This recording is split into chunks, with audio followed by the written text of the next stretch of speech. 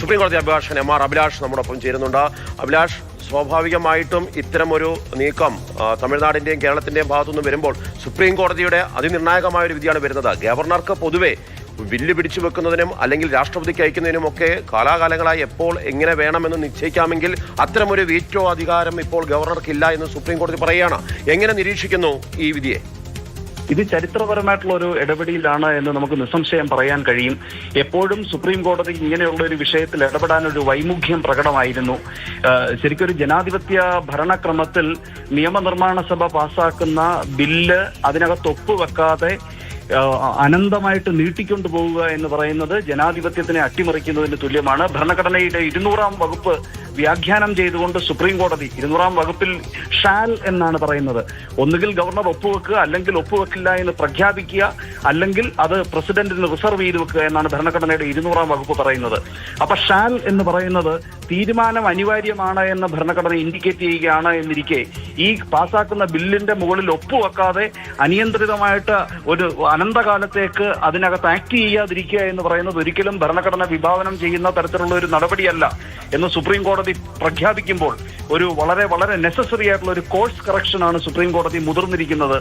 വളരെ വളരെ ശ്ലാഘനീയമായിട്ടുള്ള ഒരു ഇടപെടലാണെന്ന് നമുക്ക് നിസ്സംശയം പറയാൻ കഴിയും. കാരണം ജനങ്ങൾ തെരഞ്ഞെടുത്ത ജനപ്രതിനിധികൾ ഈ കേസുമായി സംസ്ഥാനം പോകുന്ന സമയത്ത് വലിയ തോതിലുള്ള പരിഹാസം കൂടി ഏറ്റുവാങ്ങേണ്ടി വന്നിട്ടുണ്ട് ചില വിങ്ങുകളിൽ നിന്ന്. അതായത് രാഷ്ട്രപതിക്കെതിരെ കേസ് പോവുകയാണോ, ഗവർണർക്കെതിരെ, കോൺസ്റ്റിറ്റ്യൂഷൻ ഹെഡിന് എതിരെ കേസ് പോവുകയാണോ തുടങ്ങിയ കാര്യങ്ങളിലൊക്കെ ചില പരിഹാസങ്ങൾ ഏറ്റുവാങ്ങേണ്ടി വന്നിട്ടുണ്ട്. പക്ഷേ ഇപ്പോൾ തമിഴ്നാട് സർക്കാരിന്റെ ഹർജിയുമായി ബന്ധപ്പെട്ടിട്ടാണെങ്കിലും ഇങ്ങനെ ഒരു തീരുമാനം വരികയാണ്. കോൺസ്റ്റിറ്റ്യൂഷൻ പറഞ്ഞിരിക്കുന്ന കാര്യത്തിൽ ആസ് സൂൺ ആസ് പോസിബിൾ എന്ന്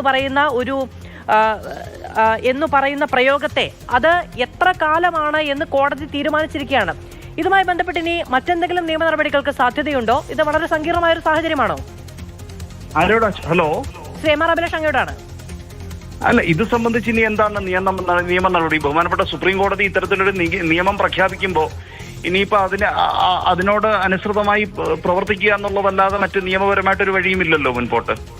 പക്ഷേ ഇത് പ്രസക്തമാണ് എന്ന് പറയാൻ കാര്യം കാലാകാലങ്ങളായിട്ട് സുപ്രീം കോടതിയിൽ നിന്നും ഇത്തരത്തിലൊരു പ്രഖ്യാപനം നടത്തുവാൻ കോടതിക്കൊരു വൈമുഖ്യം ഉണ്ടായിരുന്നു. കാരണം ആ ഒരു പ്രഖ്യാപനം ഗവർണർക്കുള്ള ഒരു നിർദ്ദേശമായി പരിണമിക്കുമോ എന്നുള്ള ഒരു ആശങ്ക മൂലമായിരുന്നു. ഗവർണർക്ക് നിർദ്ദേശം കൊടുക്കാൻ കഴിയില്ല എങ്കിൽ കൂടിയും ഭരണഘടനയുടെ പ്രൊവിഷൻസ് വ്യാഖ്യാനം ചെയ്യുവാൻ സുപ്രീം കോടതിക്ക് കഴിയും. അപ്പം ഒരു നിർദ്ദേശമായി വർത്തിക്കാത്ത എന്നാൽ അസന്നിഗ്ധമായിട്ടുള്ള ഒരു വ്യാഖ്യാനമായിട്ട് തന്നെ ഇതിനെ കാണേണ്ടതായിട്ടുണ്ട്, അല്ലെങ്കിൽ കാണുവാൻ കഴിയും. ജനങ്ങൾ തെരഞ്ഞെടുക്കുന്ന ജനപ്രതിനിധികൾ പാസാക്കുന്ന ബില്ലിൽ ഒപ്പുവെക്കാതെ ഭരണഘടനയുടെ 200-ാം വകുപ്പ് അനുശാസിക്കുന്ന നടപടികളൊന്നും തന്നെ ചെയ്യാതെ ഇത് അനന്തമായിട്ട് ഇതിന്റെ പുറത്ത് നടപടിയൊന്നും എടുക്കാതെ ഇരിക്കുക എന്ന് പറയുന്നത് ഒരിക്കലും കോൺസ്റ്റിറ്റ്യൂഷൻ അംഗീകരിക്കുന്ന തരത്തിലുള്ള ഒരു ഇനേർഷ്യ അല്ല. അപ്പോൾ വളരെ നെസസറി ആയിട്ടുള്ള ഒരു കോഴ്സ് കറക്ഷൻ തന്നെയാണ് ഇവിടെ സംഭവിച്ചിരിക്കുന്നത്. കാരണം 200-ാം വകുപ്പ് പറയുന്നത് ഷാൽ എന്നാണ്. ഷാൽ എന്ന പദമാണ് പ്രയോഗിച്ചിരിക്കുന്നത്. ഷാൽ എന്ന് പറഞ്ഞു കഴിഞ്ഞാൽ എപ്പോഴെങ്കിലും എങ്ങനെയെങ്കിലും അവനവൻ ഇഷ്ടപ്പെടുമ്പോൾ ചെയ്യണമെന്നല്ല. ഗവർണർ ഒന്നുകിൽ അസെന്റ് ചെയ്യണം, അല്ലെങ്കിൽ അത് അസെന്റ് ചെയ്യില്ല എന്ന് ഒപ്പുവെക്കില്ല എന്ന് പ്രഖ്യാപിക്കണം, അല്ലെങ്കിൽ അത് രാഷ്ട്രപതിയുടെ പരിഗണനയ്ക്കായി കാത്തുവെക്കണം. ഈ 3 കോണ്ടെക്സ്റ്റിലും ഷാൽ എന്നാണ് ഭരണഘടന ഉപയോഗിച്ചിരിക്കുന്നത്. അപ്പോൾ അനന്തമായിട്ട് നടപടിയെടുക്കാതെ കാത്തിരിക്കുക എന്ന് പറയുന്നത് ജനങ്ങൾ തെരഞ്ഞെടുത്ത ജനപ്രതിനിധി സഭയുടെ തീരുമാനത്തെ അട്ടിമറിക്കുന്നതിന് തുല്യം തന്നെയാണ്. ഒരു നിയമം പാസാക്കുന്നതിന് ഇതുമായി ബന്ധപ്പെട്ട് ചില പരാമർശങ്ങൾ നടത്തിയിട്ടുണ്ട്. 2 വർഷം ഗവർണർ എന്തെടുക്കുകയായിരുന്നു എന്നൊരു ചോദ്യം ഉന്നയിച്ചിട്ടുണ്ട്.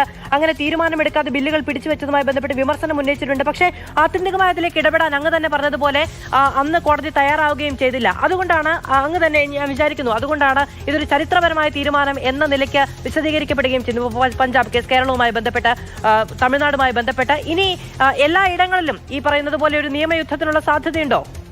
ഇല്ല, നിയമയുദ്ധമൊന്നുമില്ല. അത് പുതിയൊരു നടപടിക്രമമല്ല. ശരിക്ക് 1970-കളിലെ ഷംഷേർ സിംഗ് കേസ് മുതൽ നബാം റേബിയ കേസ് മുതൽ നിരവധി വിധികൾ പരിശോധിച്ചു കഴിഞ്ഞാൽ ഇത്തരമൊരു പ്രഖ്യാപനം നടത്തുന്നതിനകത്ത് ഒരു അനൗചിത്യം ഫീൽ ചെയ്തിട്ടാണ് സുപ്രീം കോടതി എപ്പോഴും ഒരു പാകത അവിടെ കാണിച്ച് അത്തരത്തിലൊരു പ്രഖ്യാപനത്തിലേക്ക് നീങ്ങാതെ ഇരുന്നത്.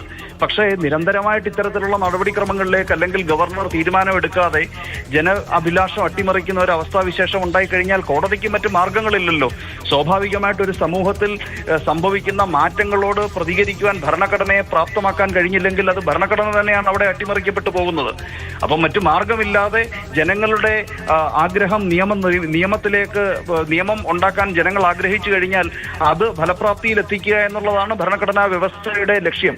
അതിനെ സംരക്ഷിക്കുവാൻ വേണ്ടി കോടതി ഇപ്പോൾ ഒരു പ്രഖ്യാപനം നടത്തിയിരിക്കുകയാണ്. ഇതിനകത്ത് ഒരു നിയമ പോരാട്ടവും ഇനി ഇതിനകത്ത് സാധ്യമല്ല. ഭരണഘടനയുടെ ഒരു ഇന്റർപ്രിട്ടേഷനാണ്, വ്യാഖ്യാനമാണ് ഇവിടെ നടന്നിരിക്കുന്നത്. അതിനനുസൃതമായി പ്രവർത്തിക്കുക എന്നുള്ളതല്ലാതെ ഗവർണർമാർക്ക് ഇനി മറ്റൊരു വഴിയില്ല. വളരെ വളരെ സ്വാഗതാർഹമായിട്ടുള്ള ഒരു ഇടപെടലാണ് ഇപ്പോൾ വന്നിരിക്കുന്നത്. ശരി, വളരെയധികം നന്ദി ശ്രീ എം ആർ അഭിലാഷ് ഞങ്ങളോട് സംസാരിച്ചതിന്.